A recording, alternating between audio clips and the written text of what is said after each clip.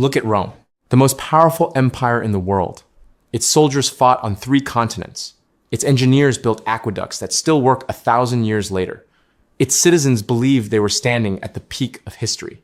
Then slowly, everything fell apart. But Rome didn't collapse in a single day. First came the signs, the same signs, repeatedly throughout history, in different countries, in different centuries. Can you recognize these signs? This video is not giving you an economics lesson. This video teaches you one thing. What happens when a country begins to become impoverished before the people have felt anything yet? After watching this video, you will know 3 things. First, the earliest invisible signals of economic collapse. Second, where these signals are appearing in the world today. Third, why ordinary people always realize it too late. Let's begin. Ask yourself a question. If your country started becoming impoverished, would you notice on the very first day? Most people say yes, but the real answer is no, because impoverishment never happens all at once. It comes slowly. The early signs are so subtle that it's difficult to distinguish them from economic normalcy. Before Argentina's 2001 crisis, people were content with their lives. Shops were full, banks were open. The president gave speeches in parliament. 1 month later, the country was bankrupt. The middle class vanished overnight. Did Argentinians see no signs before this? They did. They simply didn't recognize them. This video teaches you those signs. 1. The first sign, money loses its value, but nobody notices. This is history's oldest trick. A government needs money, but raising taxes means losing elections, and borrowing isn't always possible. So there's a third option, printing money. The Romans found this path. They put less and less silver into silver coins. At first, nobody felt it. Then merchants felt it. Prices rose. The army got paid, but that pay was no longer what it used to be. Weimar Germany did this even faster. In 1921-23, they printed marks to pay war debts. At one point, 4.2 trillion marks were needed to buy a single dollar. Women were buying bread with bundles of cash tied to broomstick handles. But here's the thing, it never starts all at once. First, inflation rises a little. Then they say it's temporary. Then the statistics are adjusted so the numbers look good. Then one day people realize their salary is the same, but life is more expensive. Which countries today are rapidly expanding their money supply? Which central banks today are keeping interest rates artificially low? Hold on to those answers, because this is only the first sign. 2. The second sign, the erosion of the middle class. The middle class is a country's immune system. They pay taxes, they consume, they educate their children, they believe in the system. When the middle class erodes, the country gets sick. But this erosion is so gradual that statistics only show it 10 years later. How does it begin? First, rent prices rise, but wages stay the same. People cover the difference with credit cards. Then children's education costs increase. Then medical expenses. Then one day, a middle-class family continues to call itself middle class. But in reality, they can no longer get through the month without working 2 jobs. In the United States, in 1971, 61% of a middle-class family's income went to living expenses. According to 2023 Pew Research data, the middle class's share of the population has dropped from 61% to 51%. What do these numbers show? The country is wealthy, but that wealth is concentrating in fewer hands. The middle class is being squeezed not from above, but from below. The strange thing is this. During this period, most people say everything is fine because shopping malls are full, restaurants have waiting lines, the numbers look good, but a store full of credit purchases and a healthy economy are not the same thing. 3. The third sign, government debt becomes normalized. Borrowing is not inherently bad. Let's be clear about that. Every country borrows. America does, Germany does, Japan does. The issue is not the size of the debt, the issue is what the debt is spent on.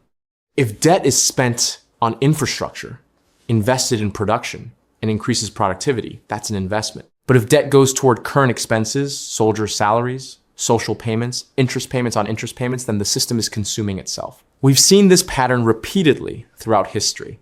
The Ottoman Empire slid under foreign debts in the 19th century. By 1881, 60% of Ottoman state revenues were going toward debt repayment. The state was no longer working for itself, it was working for its creditors. In Argentina, this cycle repeated itself multiple times. Before the 1999-2001 crisis, the Argentine government was taking on new debt to pay old debt. This is like paying off a credit card balance with another credit card. It works for a while, then it stops. Here's the invisible side of this. The first to suffer in this process are services, schools, hospitals, roads.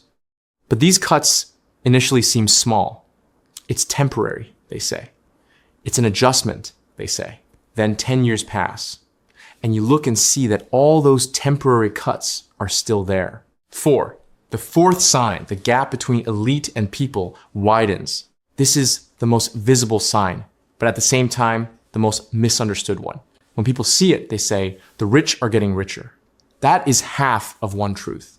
The real issue is different. In a healthy economy, the rich get richer, but the middle class advances as well. There's a gap, but both sides are moving. In the period before collapse, something different happens. The elite bends the system toward themselves in order to protect their wealth. Laws change, tax exemptions increase. Regulation loosens, but only for those at the top. And it reaches a point where the elite no longer profits from the country's success, it feeds on the country's lifeblood. Understanding this distinction is critically important. The Republic of Venice in the 14th and 15th centuries was one of Europe's most dynamic centers of trade. But toward the end of the 15th century, the existing elite closed off access to trade routes to protect their own positions. New competitors couldn't change the system. Venice gradually froze. Innovation stopped. Decades later, Venice still looked wealthy, but it was no longer growing. In Daron Acemoglu and James Robinson's book, Why Nations Fail, this pattern is shown very clearly. Inclusive institutions, meaning rules open to everyone, gradually transform into extractive institutions over time. The system begins working only for those already on the inside. Can you feel this shift happening? Number 5, the fifth sign, production weakens. Consumption takes over. This is the world's most critical economic balance. How much does a country produce? How much does it consume?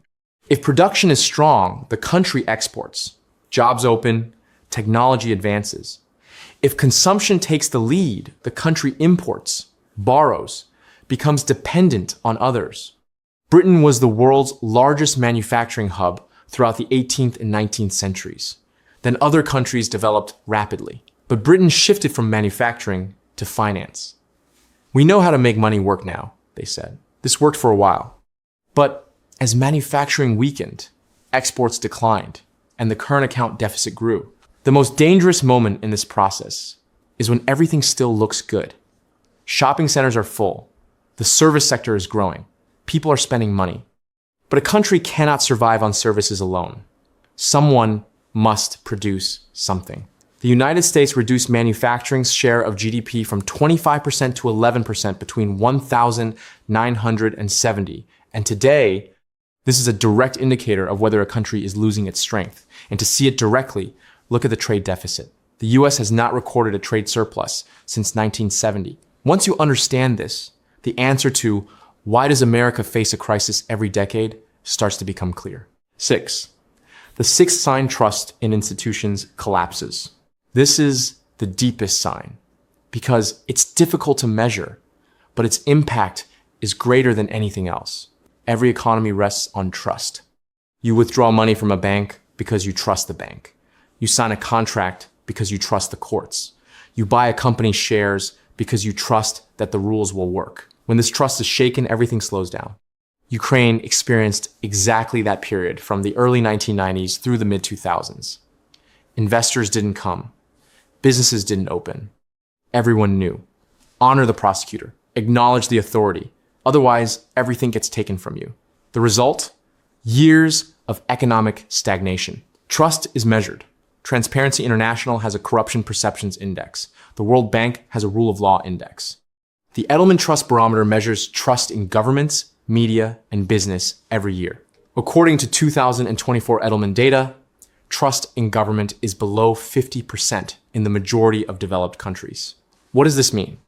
1 in 2 people doesn't believe in the system. These people don't make long-term plans. They don't invest money. They don't make rooted decisions. An economy without trust freezes. 7. The seventh sign, political polarization, blocks economic decisions. This is the final sign of collapse. And at the same time, the most bitter one. Because a country that has reached this point can save itself. But it doesn't, because doing so requires consensus. And consensus is no longer possible. Why? Because when economic decline sets in, people become afraid. Frightened people don't look for solidarity, they look for someone to blame. Politicians know this. Division is profitable. Accusing each other is easier than finding solutions. In Weimar Germany, political fragmentation paved the way for Hitler's rise. People were so exhausted from blaming each other that they saw someone who enjoyed scapegoating everyone as a savior. Venezuela lived through exactly this in the 2000s. Chavez invented political enemies. The opposition saw the system as the problem. They occupied themselves not with finding economic solutions, but with neutralizing each other. Meanwhile, the economy was collapsing. Look at today's world. Political fragmentation is at record levels in the largest democracies. Not just in the US, in Great Britain, France, Italy, Brazil. This alone is not bankruptcy. But if this condition exists when the other 6 signs are also present, a country cannot correct itself. Because correction requires collective action, a fragmented country does not act collectively. Strong payoff. When these 7 signs converge. Now take a step back. Look at these 7 signs. Money loses value. The middle class erodes. Government debt becomes normal. The elite people divide grows. Production weakens. Trust in institutions crumbles. Political polarization blocks everything. If you saw each of these signs individually, you might not need to be alarmed. Each one on its own is a manageable problem. But when they all appear at the same time, you know what history says. In Argentina, before 2001, all of them were there. In Venezuela, before the 2010s, all of them were there. In the Soviet Union, at the end of the 1980s, all of them were there. The question is, where do you live right now? How many of these signs exist in that country today? It's enough for you to ask yourself this question. I'm not giving you the answer. You already know everything you need to give it. The parallel between the person who realizes too late and the country that realizes too late. There's a paradox here. Each of these signs taken individually can be explained away as this is manageable. Inflation is a transitional period. Debt is an investment. Loss of trust is a political cycle. Political polarization is the vitality of democracy. Each explanation is partly correct on its own. This makes the problem harder to see. Let me draw a comparison from medicine. A patient has high blood pressure. That alone is not death. High blood sugar. That alone is not death either. High cholesterol, inactivity, smoking, stress. Separately, each is manageable. Together, this person's risk of a heart attack is 10 times higher. Countries are the same. The signals accumulate. Until the system crosses its threshold, everyone says manageable problem. After this video, you are not one of those people. But one question remains. After seeing these 7 signs, what can people do? As individuals? As families? This is a topic for another time. Personal economic defense, protecting wealth, how to navigate from within the system. There's also another important question. Some countries saw these signs and survived. Why did some succeed while others failed? That answer will make you think. If this analysis has given you something to think about, this kind of thought-provoking analysis comes out regularly on this channel. Subscribing takes 1 click. Write a comment. Which of these 7 signs do you see in your own country today? Reading the answers will be fascinating. Until the next video, watch carefully. Because the most powerful trends always look small at first.